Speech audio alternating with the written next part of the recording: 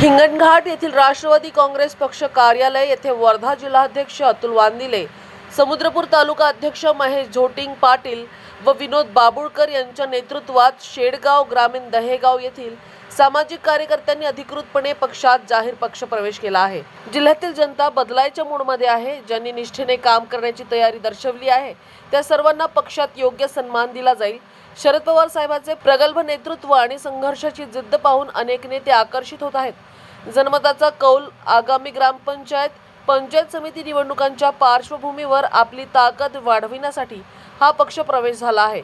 यावेळी शेडगाव येथील सामाजिक कार्यकर्ते, ग्रामपंचायत सदस्य नामदेव महाजन, अशोक उईके, पांडुरंग महाजन, संतोष डुकरे, संजय थुल, नितीन तामगाडगे, शंकर खंडारे, जितेंद्र वाघमारे, शिवशंकर पाल, गौतम लांडगे, विनोद भुजाडे, गजानन वांदिले, श्रावण महाजन, आकाश नरड आदींनी राष्ट्रवादी काँग्रेस शरदचंद्र पवार पक्षात जाहीर पक्ष प्रवेश केला आहे।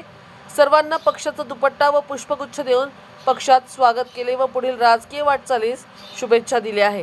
यावेळी जिल्हा सरचिटणीस दशरथ ठाकरे, शाहिद शेख देखील उपस्थित होते।